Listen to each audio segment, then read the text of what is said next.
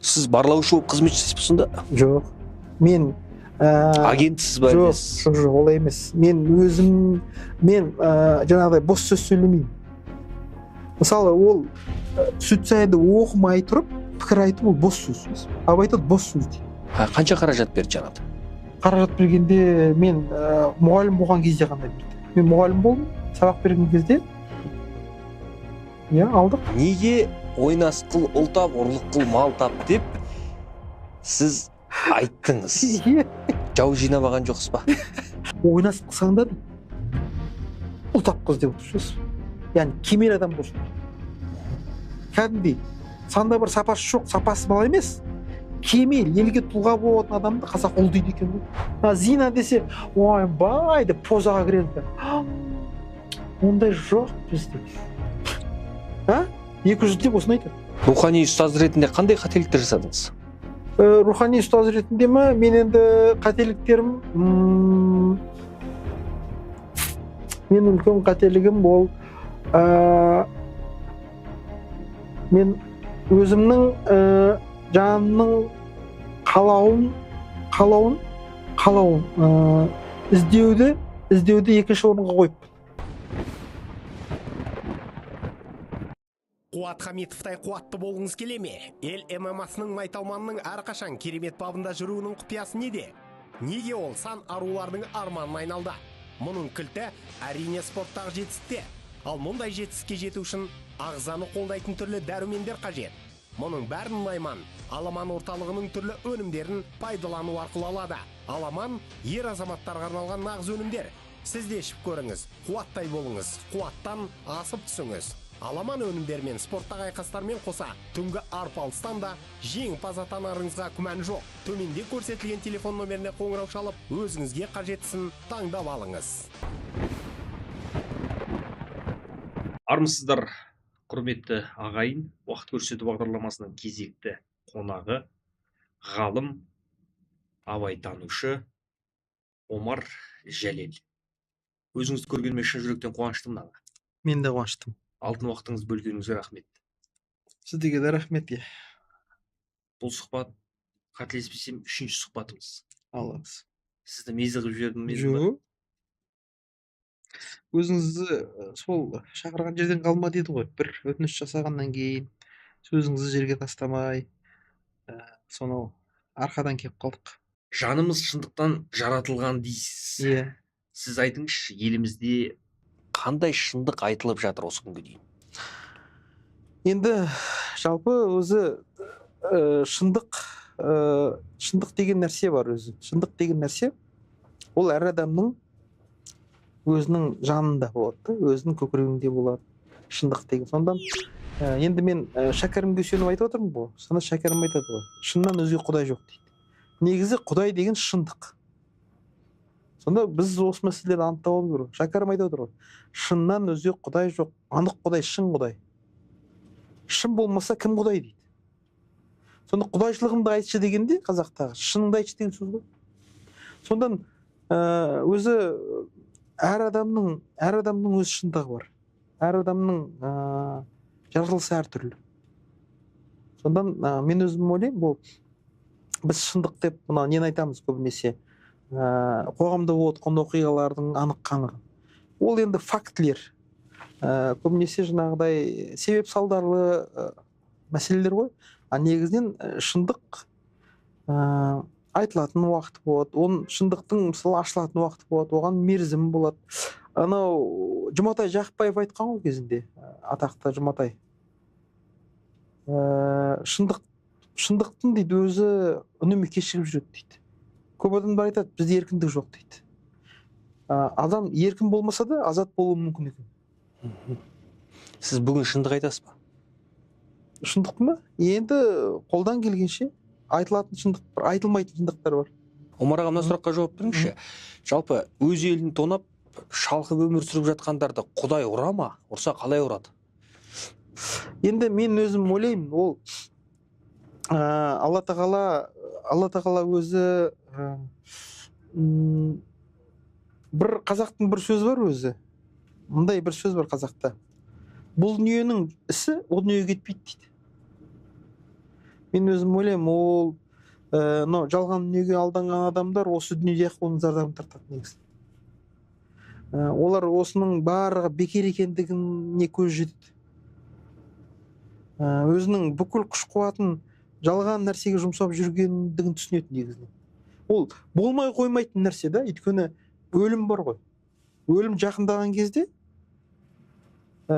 сенен жаңағыдай бүкіл барлығы теріс айналған кезде, абыройың аяқ асты болған кезде, меніңше ол сенің жиған терген байлығың барлығы да түкке тұрмай қалады. Неге? Өйткені қазақта бұндай бір сөз бар өзі, даналық, шығыс даналығы, иә, бастың амандығы бақ дейді, көңілді жүру даналық дейді. Сондан қандай адам көңілді жүреді? Өз күш қуатын елін игілігіне жұмсаған адам көңілді жүреді. Бізде ондай көңілді адамдардың қатарына кім жатқызасыз билікте жүрген? Енді билікпен мен араласым жоқ қой. Дегенмен енді осы елдің азаматысыз ғой сіз енді. Мен былайша айтқан кезде сол көңілді жүрген биліктің адамын мен көрмеймін, шынымды айтсам сізге. Көп дастарханда боласыз. Жоқ, жалпы биліктің адамдары көңілді емес ешқайсысы. Системаның адамдары көңілді бола алмайды, мен сізге айтайын. Неге? Олар жүйенің адамдар ғой. Күлмей ма сонда олар? Жоқ, күлетін шығар, олардың да өздерінің көңіл көтеретін бір өздерінің тәсілдері бар шығар. Бірақ негізінен былай жарқылдап жүрмейді негізінен. Өйткені мына кім досым ғой айтқан, біздің қазақта екі-ақ проблема бар дейді. Біреу билікке жету дейді. Билікке жету. Бар жаңағыдай осы карьераның дейді екі проблемасы. Біреу билікке жету дейді. Билікке жеткенше дейді, ұйқы көрмейді, күлкі көрмейді, жиған терген бәрін салып билікке жетеді.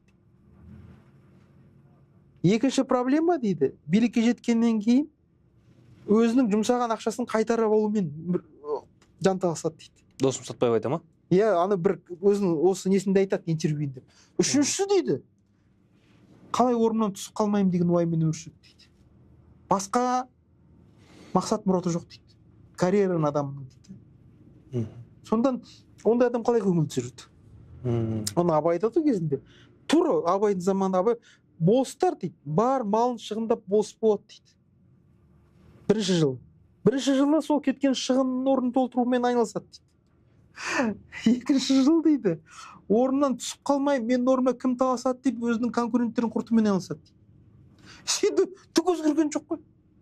Енді ондай адам қалай көңілді жүреді? Адам көңілді жүру үшін оның бір биік мақсаты болу керек та.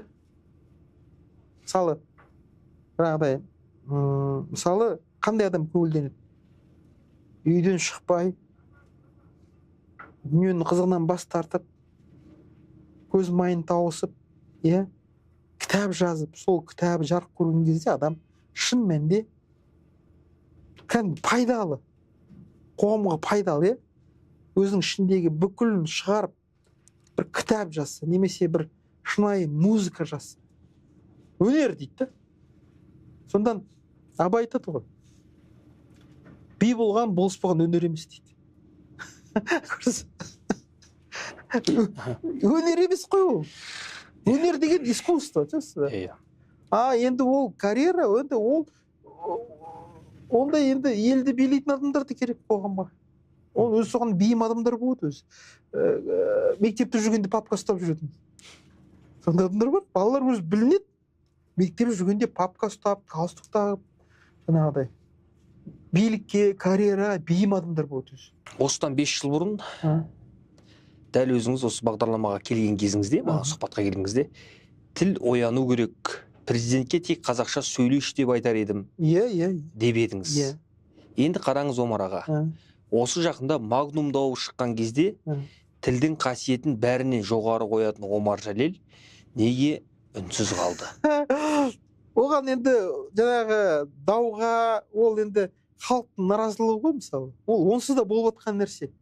Оған мысалы айғайға аттан қосудың ешқандай қажеті болған жоқ. Омар аға дәл осылай сытылып кетуді қою керек. Жоқ, мен мысалы Магнумда не болып жатқанын білмеуім де мүмкін. Қараңыз, сіз бәлем бәрін білесіз аға. Мысалға салиқалы, талай жастар өзіңізден үлгі алады. Иә. Бұл екі адамның ортасындағы жай ғана проблема емес. Ең күйіп кететін екі қазақтың ортасындағы әңгіме. Сіз екі ағылшынның ортасындағы, екі жапонның ортасындағы осындай тіл туралы дауды естімеген шығарсыз. Бірақ бұрын соңды болмаған елімізде осындай нәрсе болды. Болып та келеді. Бір-бірін түсінбейді екі қазақ. Одан кейін бағана жұмыстан шығарып жібергеннен оның бәрін беске білесіз. Сол кезде мысалға өзім мен осы сөйлегенде сөздің майын тамбысып сөйлейтін Омар ағам бірдеңе дейтін шығар деп ойлап едім. Сіз үнсіз қалдыңыз. Және де сіз сияқты талай азаматтар үнсіз қалды. Неге осы көлеңкелеріңізден қорқасыздар осы? Жоқ. Бұл енді ол жақсы, осындай халықтың оянып келе жатқаны. Жаңағыдай бойкот жариялау өте жақсы нәрсе, бірақ енді мен өзім мысалы сол жерде мен үн қатуға тиіспін деп санамаймын. Маған ол міндетті емес үн қату. Неге мен үн қатуым керек? Онсыз да болып отқан нәрсе ол. Менің мақсатым басқа. Мен ешкім айтпаған. Жоқ, енді сіз аға қараңызшы, өзіңіз осы 24 KZ арнасына барған кезде, тікелей эфирде сұхбат берген кезде, ылғи өзіңіз осы тіл туралы мәселені керемет көтересіз. Тәуелсіздік деген ол санадағы тәуелсіздік. Санадағы тәуелсіздік тілден басталады. Қазақ айтады, ана тілі ой өсіреді, ана сүті бой өсіреді дейді. Егер біз қазіргі кезде бүкіл біздің билік, президенттен бастап, парламент өз ана тілінде сөйлемесе, осы қазақ тілінде сөйлемесе, біздің тәуелсіздігіміздің өзі сұрақтың астында қалып қояды. Өйткені жұрт айтады ғой, сендер қалай тәуелсізсіңдер, егер сендер өз жерінде жүріп, өз ана тілінде сөйлемесеңіздер, мемлекеттік тілде сөйлемесеңіздер. Сонда қазіргі кездегі кез келген лауазым иесі, ол президент болсын, ол басшы болсын, осы халықтың атынан қара терін төгіп жүрген қарапайым халықтың жаңа салық төлеушінің атынан осы президент болып отырған, министр болып отырған кез келген адам сол халықтың атынан сөйлегеннен кейін сол халықтың ана тілін құрметтеуге, сол міндетті және қасиетті парызы. Мен өзім ылғи айтып жүремін, және де айта беремін, мемлекеттік тілде сөйлемеу, ол мемлекетті мойындамау, мемлекетті құрметтемеу. Мемлекеттік тілде сөйлемеу, ол мемлекетті құрметтемеу. Дұрыс қой. Мемлекеттің жалпы тілге байланысты мәселелер көтерілген кезде біз үнсіз қалмау керек, біз айтуымыз керек. Кеудемізде жанымыз болса, естіген нәрсені естімегендей болмау керек біз дейсіз да. Қазір отырып мен бұндай нәрсеге қатыспаймын. Енді мен айтарымды айттым ғой. Мүмкін мен айтқаннан кейін, менің осы кезінде айтып тастағаннан кейін осы жемісін беріп жатқан шығар, қайдан білесіз? Мен өзімнің міндетімді, өзімнің жұмысымды атқардым ғой. Кезінде тілге қатысты әңгімелерді, президентке қатысты әңгімелерді, мемлекеттік тілмен, мемлекеттік символика, ұлттық тіл бәрін айттым ғой. Не керексіз? Мен міндетті емес қой көшеге шығу мысалы. Мен сізді аға көшеге шық деп жатқан жоқпын. Мен сізді бағана өзіңіз айтып отырсыз ғой, бойкот жариялап жатыр, міне керемет деп. Әлеуметтік желіде Қайрат Нұртастың әкесі құрылы жоқсыз ба? Нұртас та айтып жатыр ғой, айналайындар молодецсіздер деп. Осындай де сол. Мен өзім ойлаймын, ол әр адамның өзінің көтеретін жүгі бар мысалы. Мен мысалы өзімнің тіл туралы позициямды ашық айттым. Омар аға, Шәкәрім айтты, Абай айтты, Машқұр Жүсіп айтты, өтірік шешен бабаларымыз айтты дейсіз. Шыныңыз айтыңызшы, сіз осы күнге дейін өзіңіз жолыңыз таптыңыз ба? Мен жолымды. Енді адам үнемі ізденісте ғой, ізденісте. Менің жолымды әлі тапқан жоқпын деп айтуға болады. Тапқан жоқсыз? Тапқан жоқпын. Негізінен мынау ағаш пісіп жетіледі ғой. Ағаш пісіп жетіледі. Сол сияқты теңіздің түбіндегі маржан да пісіп жетіледі. Сол сияқты адамның жанында пісіп жетілетін бір уақыты болады екен. Сондан ол мен жолым таптым. Мен сара жолмен алшаңдап келе жатырмын деп айтуға болмайды. Неге көк адам үнемі ізденісте болу керек. Неге адасып жүрсіз? Адаспай жол таба алмайсың. Адасу керек. Бұл өмірде адасу керек. Адаспағандардан қорқу керек. Адаспаған адам не жоқ білесіз бе? Тәжірибе болмайды. Адаспаған адамда адамгершілік болмайды. Адасып маңдайын тасқа соққан кезде, қиналған кезде барып жұрт түсінетін болсын. Маңдайыңыз тасқа жиі соғылды ма соңғы кезде? Құдайға шүкір. Не түсіндіңіз? Мен енді бұл адасқан кезде адам негізінен өз жұмысымен айналысу керек екенін түсіндім. Өз жолымен жүру керек адам.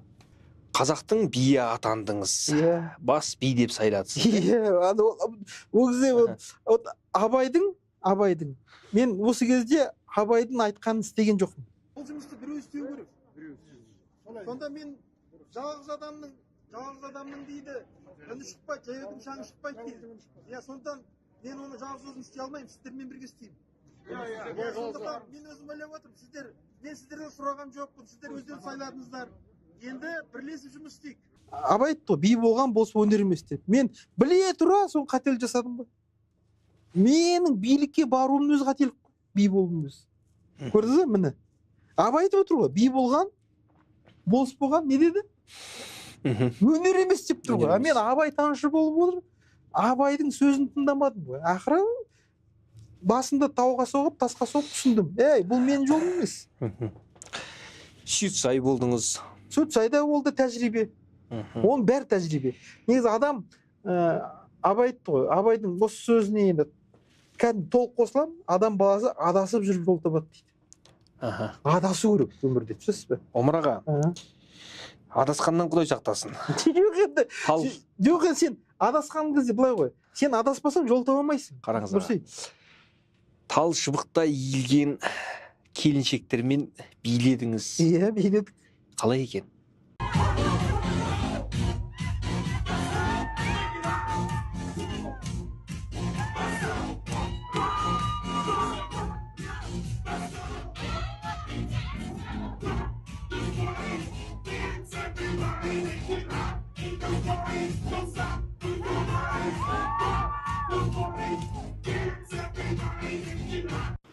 Енді ол да бір кезең ғой.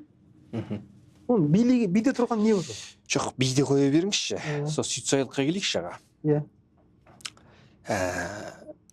Қалай сіз ол кісінің арбауына түсіп қалдыңыз? Ол енді сіздің көзқарасыңызда жалпы арбауына түсу деген. Меніңше ол жердегі мен ешкімнің арбауына түскен жоқпын. Мен анау айтылып отқан қағидаларды тексеріп көргім келді. Барып оқып көрген кезде ғана пікір айту керек та. Негізі бізде көбінесе былай ғой, сырттан томып ішеді. Сіз барлаушы болып қызмет жасайсыз сонда? Жоқ. Мен агентсіз ба? Жоқ, олай емес. Мен жаңағыдай бос сөз сөйлемеймін.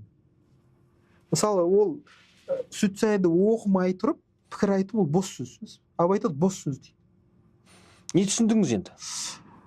Сүтсай үлкен ғылым ғой, үлкен ғылым. Бірақ жарнама болып кетпесін, жалпы не түсіндіңіз? Үлкен ғылым. Бұл мысалы әр адамның туысы әртүрлі болады да.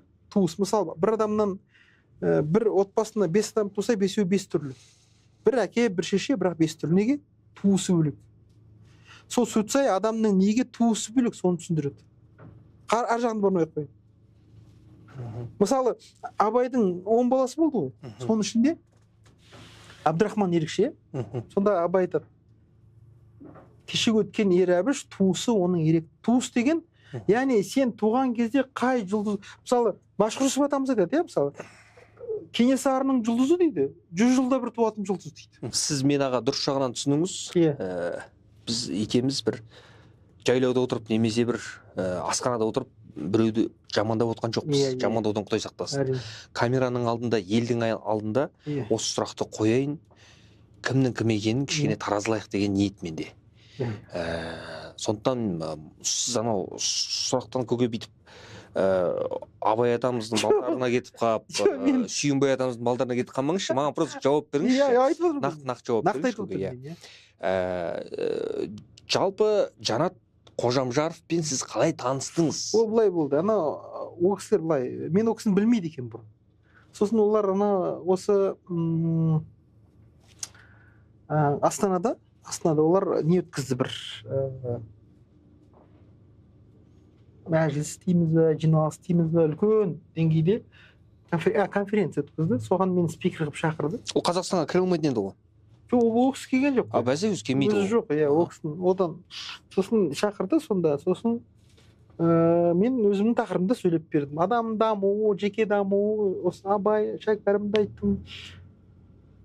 Сосын ол кісі неге шықты? андай видеомен шығып, сөйтсем ол кісі мені бұрыннан біледі екен. Былайша айтқан кезде енді ол жанат ол жаңалық ашып отқан жоқ, ол бұрыннан бар нәрсе ғой. Бұрыннан бар нәрсені айтып отыр кісі. Ешқандай жаңағы адамдардың туған кезде, мысалы Машһүрдің жаңағы аспан денелері мен адамның аспан денелері және адамның тағдыры деген еңбегі бар Машһүр. Тура осыны айтады ғой. Бірме-бір айтады.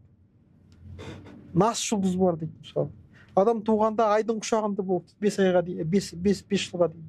Одан айдың құшағынан шығып, ғытард деген ғылым білім жұлдыздың құшағына өтті дейді. Одан дейді 12 жасқа келгенде күннің құшағына өтеді. Жанатқа сіз мақтап жатсыз ғой. Мен мақтап жатқан жоқ, мен енді факт айтып отырмын. Бірақ сіз Жанат Қожамжаровтың тұсауына түсіп қалғаныңыз жақсы білесіз. Құрығына түсіп қалғаныңыз жақсы білесіз. Енді мен өзім үйде ойламаймын. Құрықтан шығу қиын болды ма сізге? Қиын болған жоқ. Өйткені мен құрықта болған жоқпын. Құрықта болған жоқпын ғой мен. Мен ол кісіге айттым, енді сізді пайдаланды ғой ол кісі. Енді ол жақсы ғой. Адамды пайдаланған жақсы. Жоқ, пайдаланған дейіндағы қыз бен жігіт бір-бірін пайдаланады ғой. Жоқ, негізінен енді ол кісі енді менің жаңағы қазақи біліміме, біздің бабаларымыздың іліміне мұқтаж болды, пайдаланды. Я рас, онда тұрған не бар? Одан мен кейін қалмаймын ғой. Абайды, Шәкәрімді, Мәшһүрді айттым ол кісіге мысалы. Ол кісінің жаңағы ілімдеріндегі. Жақсы. Не уәде берді сізге? Ешқандай уәде берген жоқ. Не уәде береді? Үйіңіз алып берді ме? Жоқ. Мен ондай мақсат көздеп барған жоқпын. Үй алайын, ақша табайын деп. Мен ілім үйренейін деп бардым. Негізі үйді де ақшаны адам өзі табу керек. Оның артында үлкен интерес жатты ғой сізде. Менде жоқ. Ондай жоқ. Демек, сізге үйін алып бермеді. Менің үйім бар ғой, не істемейді. Қанша қаражат берді? Үйіңіз сіздің енді кішкентай ғой? Жоқ, жақсы. Үйім бар, Құдайға шүкір. Қанша қаражат берді Жанат? Қаражат бергенде мен мұғалім болған кезде ғана берді. Мен мұғалім болдым, сабақ берген кезде. Иә, алдық. Неше алдыңыз? Шамалы ақша. 10 000 доллар? Жоқ. Ондай көп ақша емес. Сол өзінің бір айлық курсына сай 1000 доллардың көлемінде сондай 1000 доллар, 2000 доллар сондай ақша алдық. Сіздің 1000 доллар неңізге жетеді? Ұшақтыңыз 1000 доллар емес. Мен айтып отырмын ғой, бұл жерде мен ақша табайын деп барған жоқпын бұл жерге. Мен ілім үйренуге бардым. Ол бермесе де ренжімеуші едім. Абай танушысыз, қаншама бабалардың сара жолын айтып келе жатсыз. Дабдардай кісісіз ғой енді. Сөйтсе айданап жүрсіз. Енді не бар сізге? Тәжірибе ғой ол да. Ол да бір тәжірибе. Ол тәжірибе емес, сізге атыңызға үлкен сын, үлкен дақ бұлаға. Енді ол көпшіліктің көзқарасы бойынша. Біз сізді қимаймыз. Жоқ, енді мен қайтып келдім ғой, қайтып келген жоқ. Қайтып келген емес, енді сіз білінген ештеңем жоқ қой. Шіріп кеткен жоқпын. Бір мүшем кеміп қалған жоқ. Мәселе шірген емес. Қазір сізбен көп адамдар барып сөйлесуге қорқады. Неге? Өйткені сүт шайдың сектасына тығып жібере ма деп қорқады. Мен қазір онымен айналыспаймын. Өйткені ол да бір кезең де. Мысалы сүт шай деген ілім бар. Көп қой ілімдер мысалы. Мен сол ілімге бардым. Жұрт неге барады мысалы, неге барып жатыр мысалы, ыстық көлге атарылтып барады. Жоқ, онда ақшасын анау Дубайға барады мысалы, анау Түркияға барады. Барғанда енді ол жерде основном келіншектер ғой енді. Жоқ, еркектер де бар, келіншектер де бар. Соны енді бәрібір ғой қазір, еркек, әйел айырмасы жоқ қой. Әйтеуір жұрт барады ғой. Соны мен өзінің ақылмен тексеріп көрейін деді. Бұл не ілім бұл? Негізі басқа мақсат жоқ менде. Жоқ, тоқетерін айтқан кезде сіз не түсіндіңіз сонда? Мен түсінгенім ол адамда қорқыныштар болады да. Қорқыныштар болады. Соның бірінші қорқынышы жұрт не дейді деген. Біз қазір кезде осы қорқынышпен өсіріп жатырмыз. Көбіміз. Жеңдіңіз бе сіз? Енді тол жеңдім деп айта алмаймын, бірақ бұрынғыдай емес. Мен қазір мысалы жұрт не дейді, маған қазір маңызды емес. Өйткені мен осындай жаңағыдай жұрт не дейді деп өмір сүрген адам, ол өзінің автономдығын жоғалтып алады. Омар аға, онда жұрт не дейді, осы жұртты қойшы деп юбка киіп алайық онда көшеде. Жоқ. Онда біз өзіміз білеміз деп. Жоқ, олай емес. Құдай сақтасын да. Олай емес. Көрдіңіз бе? Сондықтан аға, жұрт не дейді деген пікір ол дұрыс. Адам деген жан-жағымен санасы керек.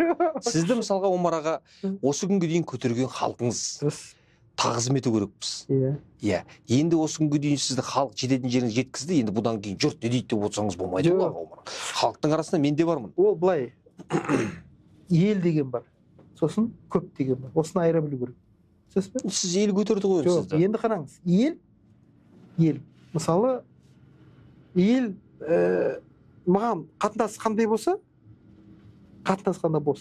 елдің қатынасы қазір тура сондай. Олар шаруасы жоқ, сол жағы барын бар. Бір мақтаса боқтамайды да ел. Жоқ. Ал тобыр деген бар, көп.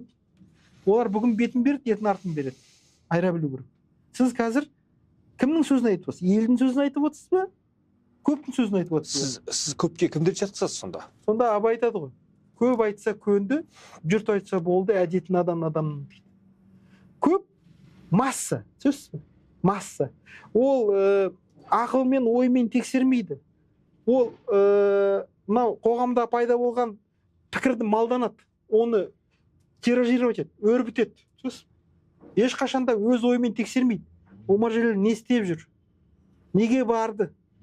Мүмкін ол барса, яғни бір пайдасы бар шығар. Тіпті пайдасы жоқ болғанның өзінде оның еркіндігіне мен құрмет көрсетуім керек қой. Халықтың бір философия емес қой өке. Жоқ, енді таңдау еркін бар ғой мен деген сияқты. Сондан бұл жердегі Абай айтады.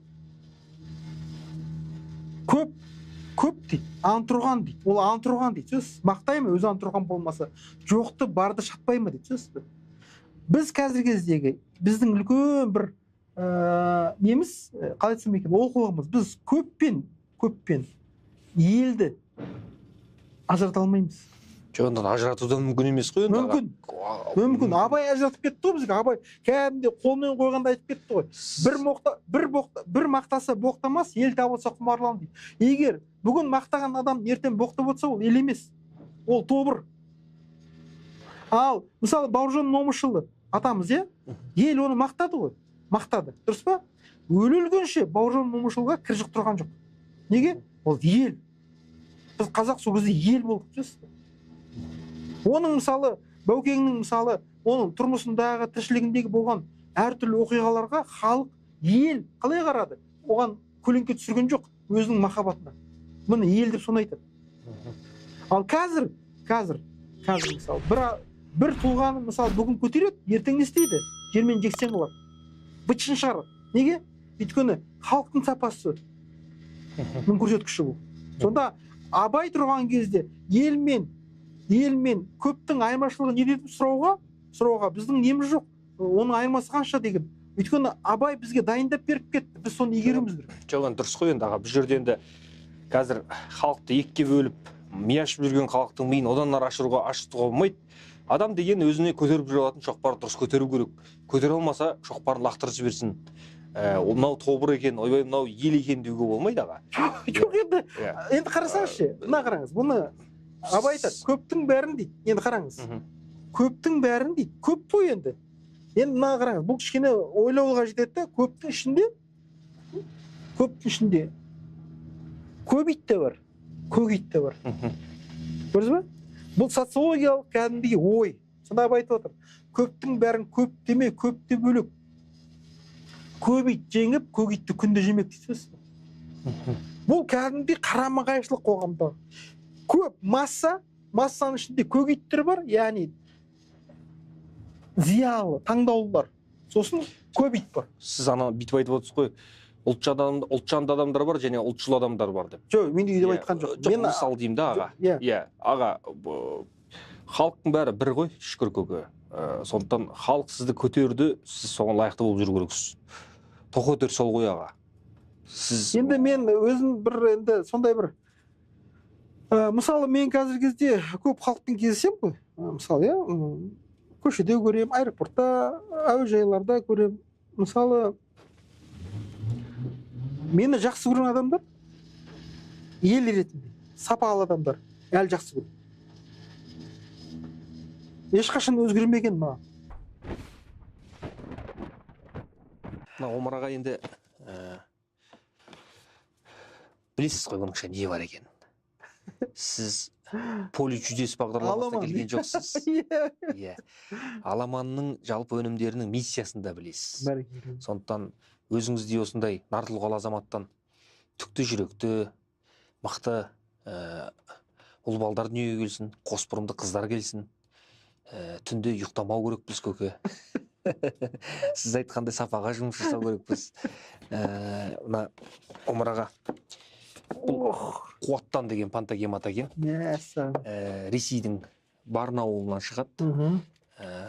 Себебі Барнауылда қызыл тамырды, алтын тамырды, мияның тамырын, марал шөптерді о жақта жұлуға болады әзірге. Сол жақтан жұлып, осы кедір жаңғағы бар елге кіргізіп жатырмыз. Күнде үлкен қасықпен бір қасық ішесіз. Қай уақытта? Қазір ішсеңіз де болады. Бір қасықпен? Иә. Сіз мынаның бір дәмін көріңізші. Бұл аға мына нәрседен сақтану керек та. Бұл жаңағы ойбай бұны ішкеннен кейін түнде ұйықтамай қоясың деген әңгіме жоқ Омар аға. Бұл жалпы адамның функционалдық тұрғыда өзінің формасын атайтып тұрғандай формасын сақтайды. Мына біздің азаматтар әкелеріне әперсе, әкелер көңілді жүреді. Үлкен қасық әперіңізші маған Омар ағаға мен. Омар аға көріңіз өзіңіз. Сіз қазір мынаны шыққаннан кейін бір азаматқа сыйлап жібермесін деп сізге. Омар аға, таза қасық. Иә. Сіз ұстаңыз, міне, Қуаттан. Ой, бәрекет. Осыдан күніне бір қасық ішіп отырасың? Күніне бір қасық ішесіз. Ой, керемет енді. Мынаны енді өзіңіз көріңіз көке. Бісміллә. Бісміллә. Дәмі қалай екен? Екі қасық ішіп көріңіз көке. Ой, көп болып кетпей ме? Жоқ, көп болмайды көке. Көп болмайды. Бісміллә. Керемет екен. Керемет пе екен? Анау жаңғақтың дәмі шығады. Жаңғақтың кедір жаңғағы барлығы бар көке. Рахмет. Омар ағам Алматыда. Ой, бәрекелді. Бүгін анау-мынаулар сақ болсын. Дұрыс қой, ой. Омар аға. Неше түрлі айтасыз сен маған. Омар аға бұл Қуаттан. Екіншісі көке мынау енді аты айтып тұр енді Аламанның алды бол деген шағын ғана біздің осындай дүниеміз. Енді қазір бүгінгі таңда мынандай балдың түр-түрі шығып кетті аға.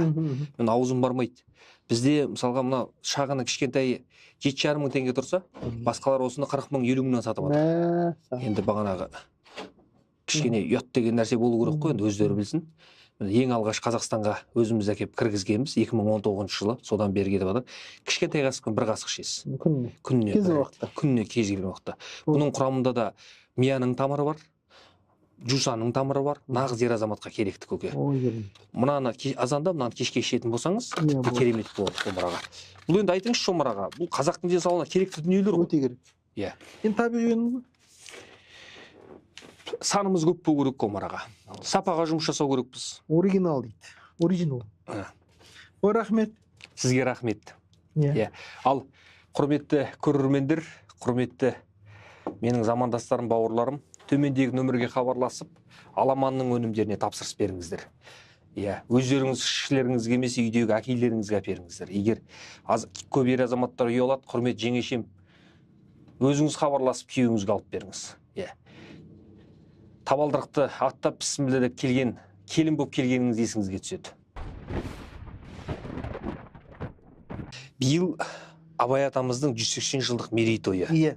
Осы айтулы мерекеге Абайдың әр сөздерін насихаттап жүрген Омар Жәлел не дайындап жатыр? Мен ештеңе дайындап отқан жоқ. Неге мен Абай ол маған мерекеге қатысы жоқ қой. Ол мынау бір адамдар болады өзі, мерекені күтетін. Мерекені, бұйрықты, жаңағыдай үкіметтің қаулысын. Жоқ, Абай күнде, сәт сайын, сағат сайын. Мысалы, Абайдың сөзі жүрегіңе кірді ме сен? Болды. Үнемі сәт сайын, сағат сайын ол сенің бірге. Ештеңе дайындап жатқан жоқ. Ештеңе дайындап жатқан. Мен неге дайындауым керек? Ол керісінше ол деген бір не ғой әлгі? Қалай айтсам екен? Бір показуха дейді ғой. Мен сізге бірдеңе айтайын ба? Сіз негізі әлі де кеш емес, дайындау керексіз деп ойлаймын. Себебі сіз Абай атамның арқасында нан жеп жүрген адамсыз. сіз сол Абай атамның әрбір сөздерін тәпсірлеп, айтып, әр сөзіңізге сол арқылы рас қой. Сіз сол арқылы шыны керек нанды негізі Құдай береді ғой. қараңыз, сіз бағанағы өзіңіздің осы күнге дейін берген жаңағы сабақтарыңыз бар ғой. Иә, 50 адам келеді, 100 адам келеді, әр адам 50 мыңнан алады, 40 мыңнан алады. Не үшін алады сол? Абай танушы деп алады сізді. Иә. Рас қой, кезінде сіз ана сабақ беріп жатқан жеріңізден Бейсен Құранбек мырза марқұм эфирға шақырып, осы нәрсені халыққа жеткізу керексіз. Ол бір кезең болды. Иә, Абай арқылы. Ол бір кезең болды. Иә, сізге ой салды, сіз сол арқылы жарыққа шықтыңыз. Сондықтан сіз қарыздарсыз. Сізді елдің бір Абай танушы деп біледі. Дұрыс қой. Сахаба танушы демейді ғой. Мен өзім ойлаймын, ана кім айтты ғой? Болат Атабаев марқұм айтты. Әркімнің өзі Абай болу керек дейді. Әркімнің өзі Абай болу керек. Соны айтады. Мен Абаймен дейді, сырласам дейді, кейде төбелесіп қаламын дейді. Кәдімгідей айтысып, тартысып, шексіп қалатын кездерім болады дейді. Сіз ойлаңызшы, қандай деңгейдегі бұл қатынасы? Екінші бір адам кім? Асқар Жұмаділдаев ағамыз. Мен қазір кітап оқымаймын дейді, Абайды ғана оқимын дейді. Мысалы деймін да, Абай, ол Асқар Жұмаділдаевқа 180 жылғы не керек? Ол күнде Абай ғой енді. Біз айтпаймын, біз күтеміз 180 жылдық. Дүрмек, дабыра, Абай жек көрген нәрселер ғой бұл.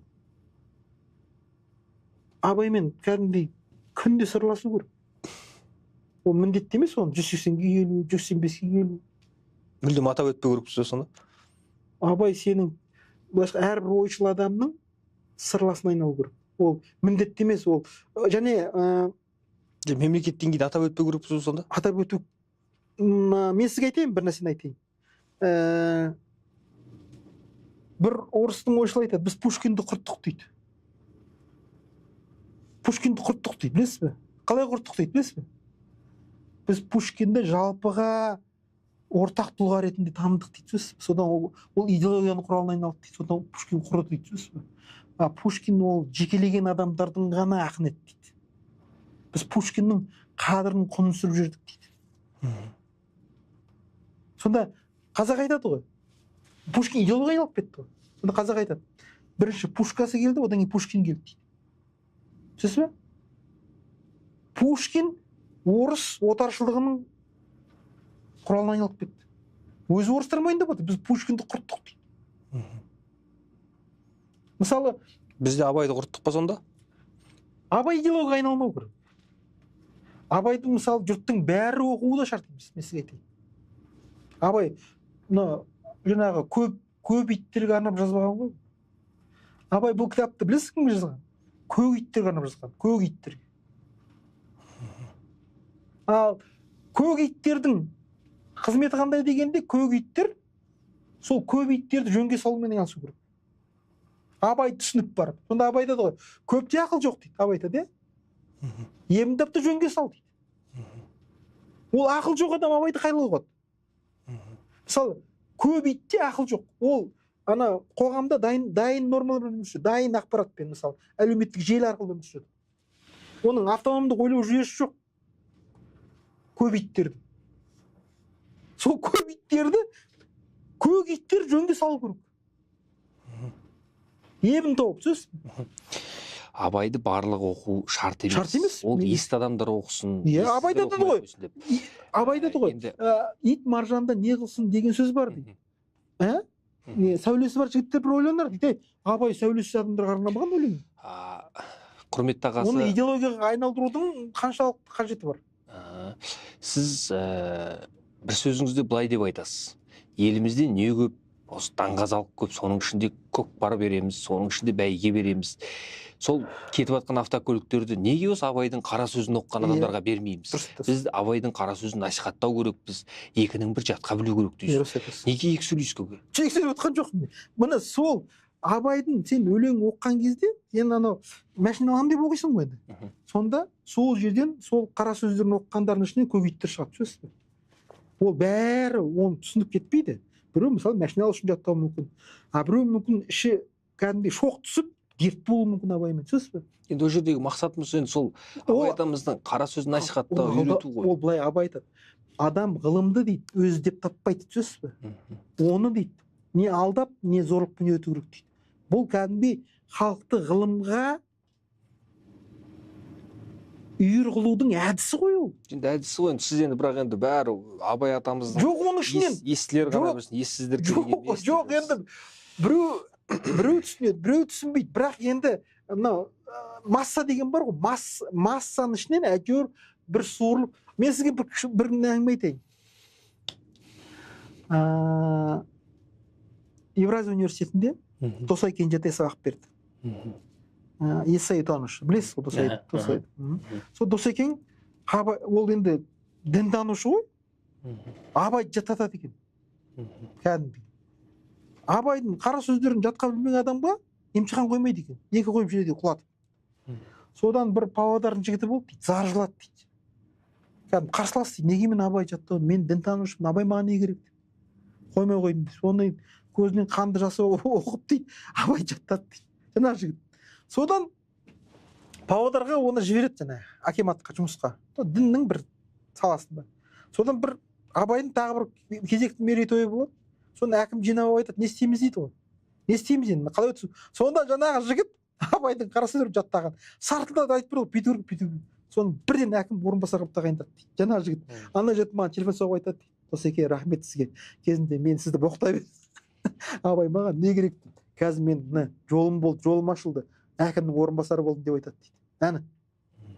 Сол қинап болса да, анау үлгі көрмеген адамдар бар ғой. Кәдімгі ешқандай қинау көрмеген.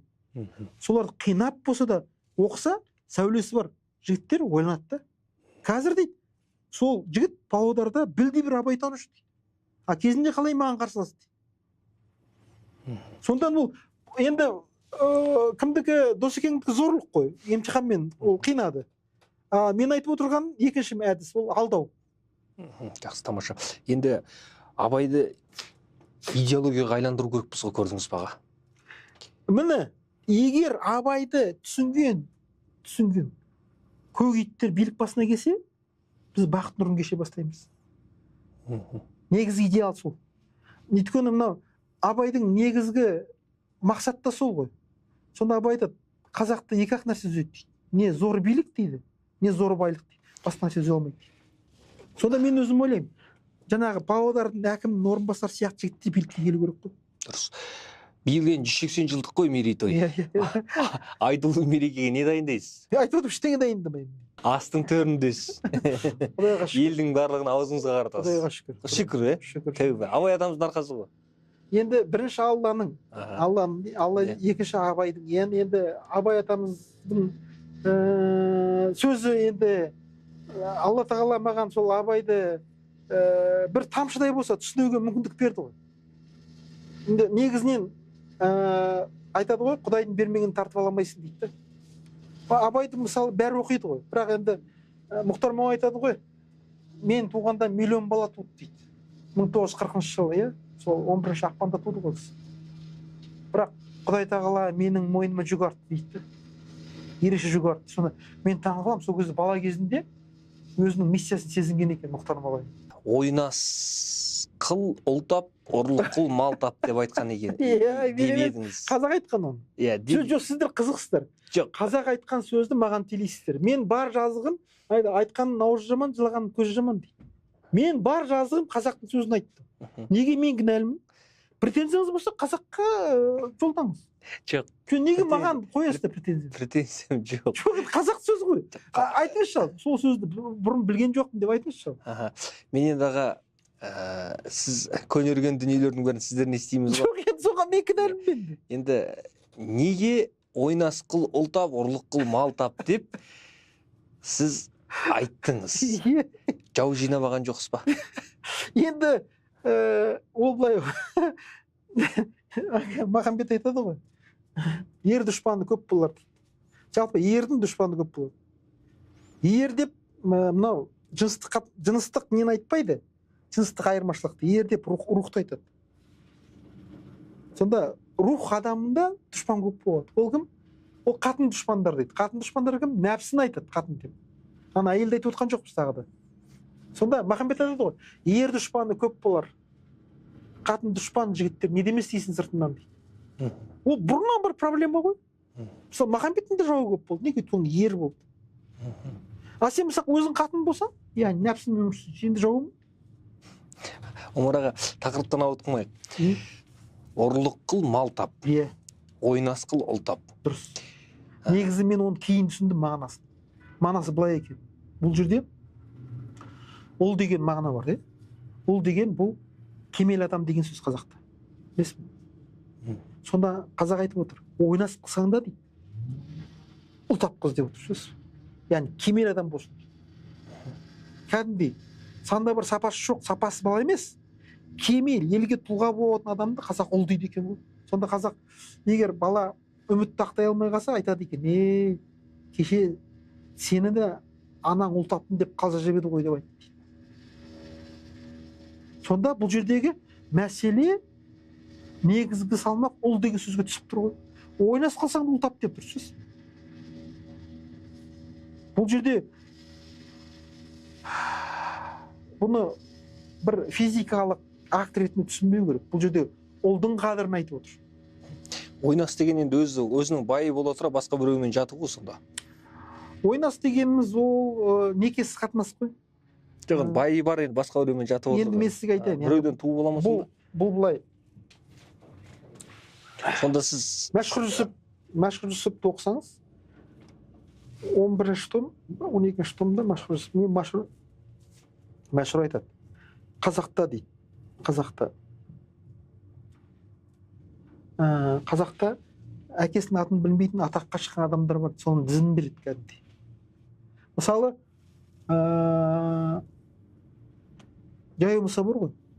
Жайы Мұсаның әкесінің аты кім? Айтыңызшы. Мен білмейді екенмін. Білмейсіз. Мысалы, Жайы Мұса Байжанбайұлы деп атайды. Негізі оны Боштайдың ұлы дейді. Боштай деген кісі болған, атақты. Сонда Жайыма сөз айтады екен, жұрттың бәрі мені Боштайдың ұлы деп айтады дейді. Сонда бір болыс, енді ол қазақтың әңгімесі ғой өзінің. Қазір қазаққа айтсаң оны түсінбейді. Ағаш атқан мінгізеді, жамандайды, сені өсек қылады. Бірақ енді Мәшһүр айтып отыр. Бір болыс мақтанып отырған ғой. Мен мықтымын деп. Сонда айтты дейді шешесі. Балам, сен мықты емес, мен мықтымын деп айтты. Неге дейді ол? Әкеңді қарашы деп айтты. Түкі тұрмайтын жаман әкеде сендей болады ма деп айтты. Мен сені өзім өнер қылып туып алып едім деп айтты. Соныңызшы. Анан ауыз жабылды, не айтар білмей қалды. Мәшһүрде тұр 12-ші томында. Қарашы. Мен ештеңені ауадан алып отқан жоқпын. Енді біз қазіргі кезде бұл әрине қазіргі кездегі неге жүрмейді. Бұл бұрынғы заманның әңгімесі болды. Бұрынғы заманның әңгімесі. Қазіргі кезде ол жүрмейді. Қазіргі кезде Құдайға шүкір адамдарға еркіндік бар, таңдау еркіндігі бар, сүйгеніне түйесің. Бір кезде мысалы сен алады да мысалы бір шалға, малға әйелдің құны 2 байтал деп сатып жібереді, не істейсің? Жоқ, қарашы, не істейсің? Сен тең емес, шалға сатып жіберді, сен не істейтін? Сол мораль соғып отырасың ба? Осылай мораль соғып отырасың ба? Соғылмайсың. Өмірдің өзінің несі бар? Заңдылықтар бар. Біз қазір мораль соғып отырмыз ғой. Өйткені біздің заманымызда адамның таңдау еркі бар, ешкім зорлап жатқан жоқ. Бұрын кезде мысалы талай әйел жылап кетті. Теңіне бар. Ойнас деген ұғым. 200-лік деген бар. Біздің қазір қоғам 200-ді. Неге? Олар айтады, ойнас деген сөзді айтты, онда бізде болған жоқ дейді. Егер ол болмаса, ол сөз қайдан шықты?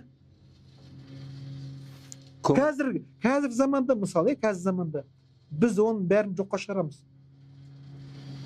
Ал егер ойнас деген сөз болмаса, ойнас деген нәрсе өмірде болмаса ол сөз қайдан шықты? Жаңағы мақал қайдан шықты?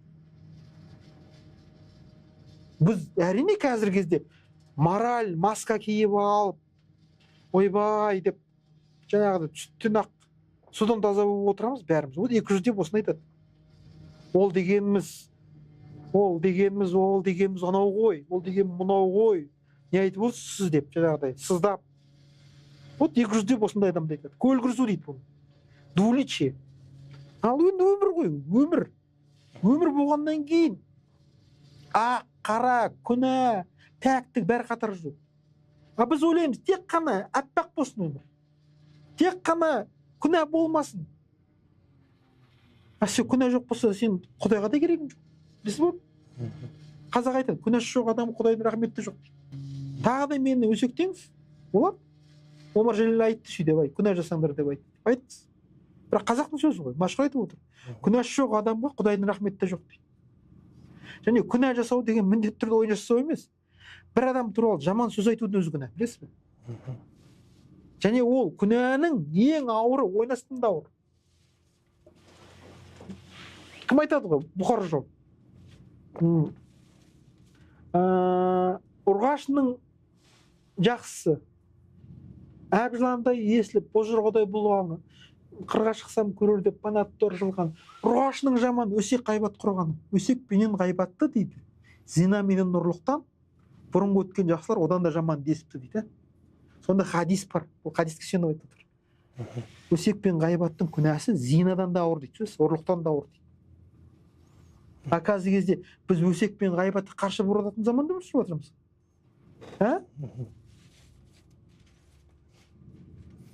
Зина десе, ой, бай деп позаға кіреді. Ондай жоқ бізде. 200 деп осыны айтады. Баған сұрадыңыз ғой, 200 деген не деп? Міне 200. Өмір болғаннан кейін бәрі болады. Адам қателеседі. Күнә жасайды. Сөйтіп Құдайға келеді. Бас ауырады, балтыры сыздайды. Қазақ не дейді? Бас ауырып, балтыры сыздамағанның Құдаймен ісі жоқ дейді. Пәтерін жалға беретін азаматтар айтады. Именно жұмыс күндері түскі уақытта пәтер таппайсың дейді. Енді сіз не айтып отырсыз, не сұрап отырсыз мен? Ойнастың көкесін өзіңіз көріп отырсыз ғой, естіп отырсыз. Енді кеп ондай болмаған, ондай сөзді неге айтасыз деп мені қыспақ қаласыз. Осыңыз әділет пе?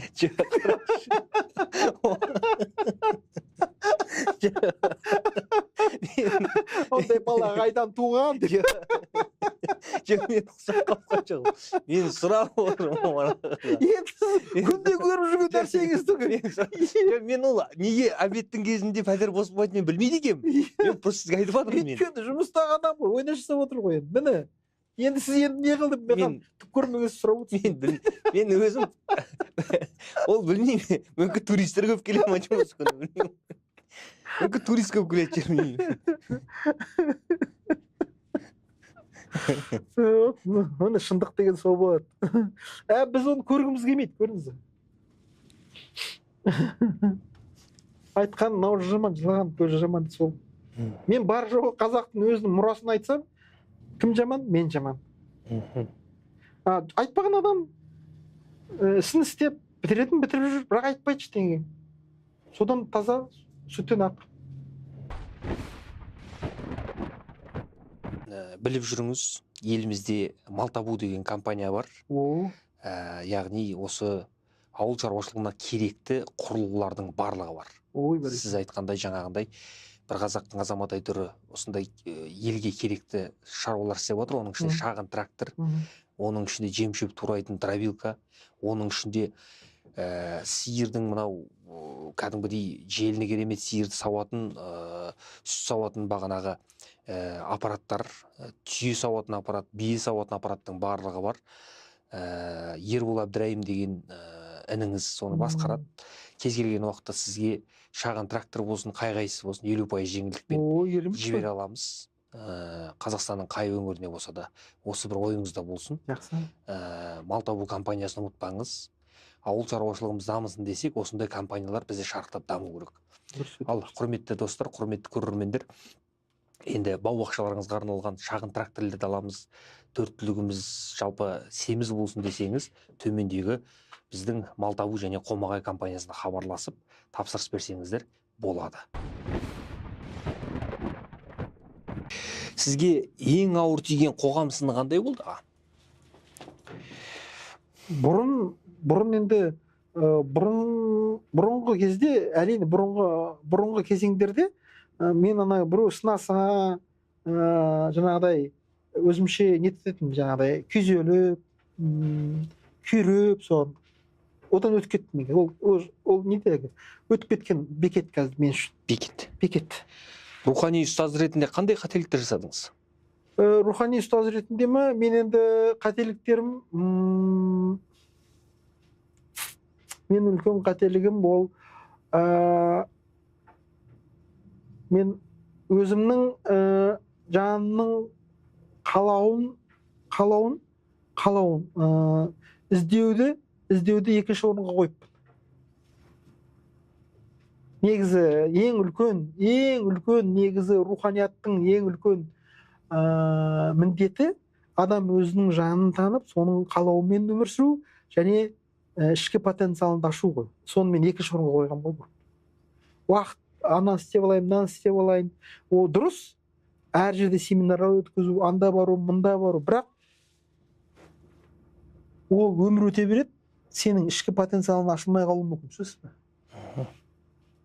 Өте қауіпті нәрсе негізі. Сіз біреудің сенімін абайсызда таптаған кезіңіз болды ма? Әрине, әлбетте. Еске түсіре аласыз ба? Енді оның бәрін еске түсірудің қажеті жоқ, өткен өтті. Бірақ өзім білемін. Сіз өмірден өткен соң қандай сөзбен есте қалғаныңызды қалар едіңіз? Мен Мағжан бар ғой. Мағжан айтады ғой. Мағжан сөз маған көкейіме қонады, Мағжан айтады ғой.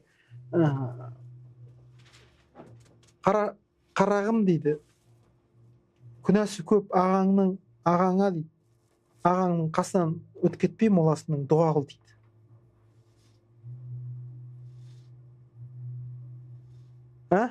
Сөз ғой. Мен күнәсізбін, мен пәкпін, періштем деп айта алмаймын. Кім айтады ғой? Машыр айтады ғой. Негізі нағыз адам дейді, мен күнәһармын деп өмір сүру керек дейді. Ал мен күнәсізбін деген нағыз оңбаған адам дейді.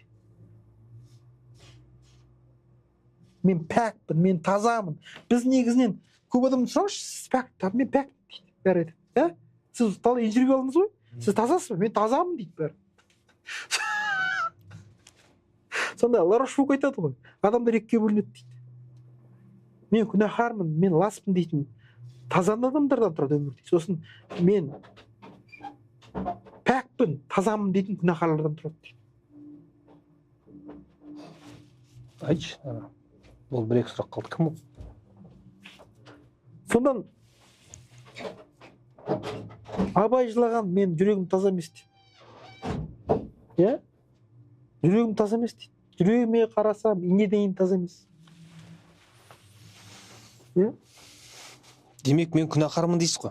Әлбетте. Күнә деген, Абай айтады ғой, менің күнәм дейді, ат шаба алмас мінімні дейді. Атқа артсаң, ат шаба алмай қалады дейді. Абайдың күнәсі көп болғанда, сен кімсің мұның қасында? Сен қалай пәк бола қалдың?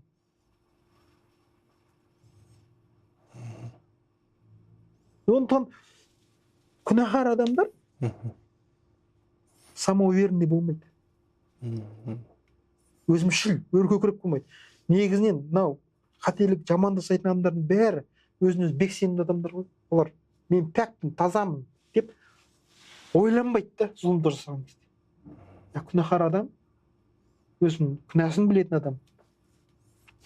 Ол абайлап жүреді, жан-жағына қарап жүреді, жұртты түсінуге тырысады. Күнәһар, өзі күнә жасаған, қателік жасаған, қайғы көрген адам өзгенің қайғысын, өзінің күнәсін, адамдарға кешірімшіл кең болады. Ел аралап жер көрген кезде сізге күйеуім бар, бірақ ойнас жасап Омар сенен туып алайыншы десе жатасыз ба? Жоқ. Сіз енді күнә жасаудан қашпайтын адамсыз ғой. Оған мен батылдығым жетпейді. Сіз батыр адамсыз ғой. Жоқ. Сіз батыл адамсыз ғой. Жоқ. Сіз қазір ғана айтып жатсыз ғой. Жоқ. Қорықпау керек, жүректі болу керек, жаңағы күнә жасаудан қорықпау керек деп. Енді сіз Жоқ, ондай жасай алмаймын мен. Оған мен жүрегім жетпейді. Бір жерім шыдамайды. Баяғыда біреу сұрап дейді ғой бір кісіден. Сіздің құпияңыз бар ма деп. Бар депті. Айтыңызшы дейді ғой. Саған айтып қойсам, оны несі құпия деп айтады дейді. Сол сияқты мен жасайтын болсам, саған айтам ба оны.